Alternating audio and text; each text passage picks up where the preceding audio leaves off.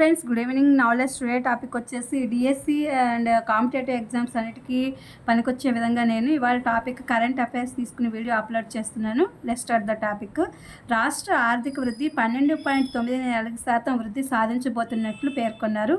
పరిశ్రమలు, సేవా రంగాల్లోనూ పురోగతి. చౌకగా, వేగంగా, సౌఖ్యంగా కృత్రిమ అవయవాలు.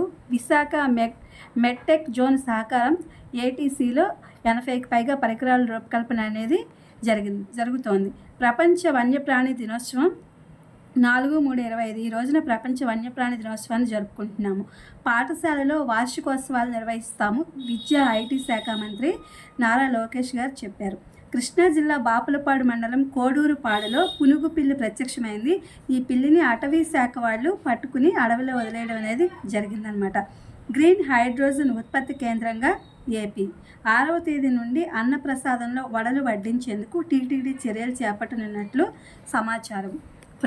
ప్రభుత్వేతర సంస్థల ఆధ్వర్యంలో నిర్వహిస్తున్న బాలల సంరక్షణ కేంద్రాలలో బాలల న్యాయ చట్టం సెక్షన్ 41 కింద తప్పనిసరిగా రిజిస్ట్రేషన్ చేసుకోవాలని మహిళా శిశు సంక్షేమ శాఖ డైరెక్టర్ వేణుగోపాల్ రెడ్డి పేర్కొన్నారు. 50 ఏళ్ల వయసులో నీట్ పీజీ పరీక్షలో ప్రతిభ డాక్టర్ సిహెచ్ రమేష్ బాబు. ఈయన 50 ఏళ్ల వయసులో నీట్ రాసి ఆ పీజీ పరీక్షల్లో ప్రతిభ కనపరిచారని చెప్తున్నారు. ప్రకృతి వ్యవసాయంలో నాణ్యమైన దిగుబడులు.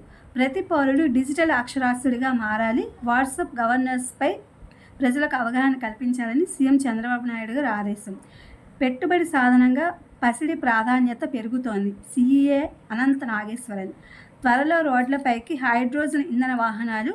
5 ప్రయోగాత్మక ప్రాజెక్టులకు ఆమోదం. దిగ్గజ కార్పొరేట్ సంస్థలకు బాధ్యతలు. దేశీయ విపణిలో గోల్ఫ్, జీటీఐ, టిగువాన్, ఆర్లైన్. జర్మనీ కార్ల తయారీ సంస్థ ఫోక్స్ వ్యాగన్ తెలియజేసిందన్నమాట. దృష్టిలోపం ఉన్నవారు కూడా న్యాయ సేవల ఉద్యోగాలకు అర్హులే అని చెప్పి సుప్రీంకోర్టు చెప్పింది. అనోరాకు ఆస్కార్ల పంట. అనోరా అనే సినిమాకు ఆస్కార్లు అవార్డులు లభించాయని చెప్పి పేపర్లో న్యూస్ అన్నమాట. ఇవి ఇవాల్టి current affairs. Please my channel like, share, subscribe and comment.